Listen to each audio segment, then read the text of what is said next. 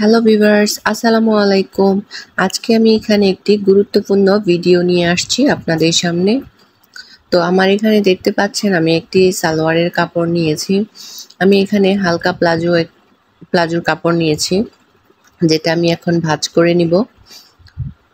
বাজারে যেমন ভাঁজ ছিল তেমন থেকে আমি খুলে জাস্ট 2 পার্ট করে তারপরে আমি 4 পার্ট করলাম।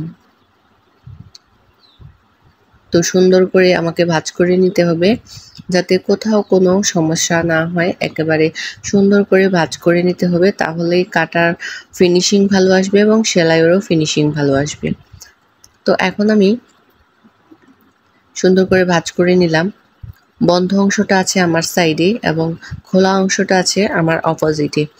তো কাপড় যে এইখানে সোজা ছিল না, বাঁকা ছিল, তো আমি সোজা করে কেটে নিব। তো দেখুন আমি সোজা করে কেটে নিলাম।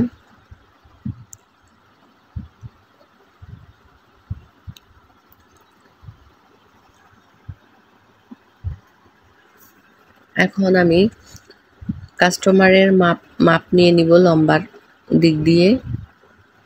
তো এখন আমি আগে রাবার ঘোড়াটা দিয়ে নিব। 1.5 ইঞ্চি পরিমাণে রাবার ঘোড়া নিলাম। তারপরে আমি এই দাগ থেকে লম্বার মাপটা নিব। আপনারা যারা নতুন আছেন তারা এভাবেই ট্রাই করবেন, আশা করি অনেক সহজেই বুঝতে পারবেন। তো আমি এখানে অনেকটা ঢোলা নেব না, জাস্ট 9 ইঞ্চি পরিমাণে রাখলাম।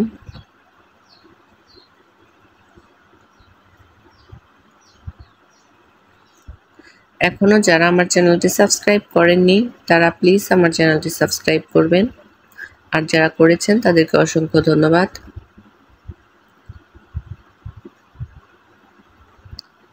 তো দেখুন আমি এখানে একটা শেপ দিয়ে নিলাম।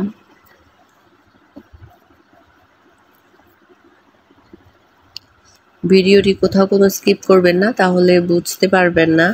সুন্দর করে সম্পূর্ণ ভিডিওটি দেখতে থাকুন।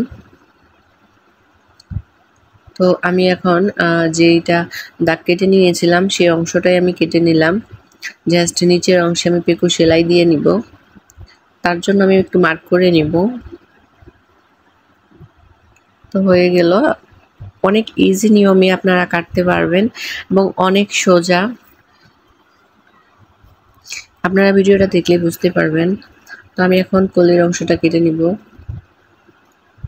আর প্রায় কম বেশি সবাই সালোয়ারের মধ্যে এখন কলি সেট করতে চায়, তো এই জন্য আমি কলিটা কেটে নিচ্ছি।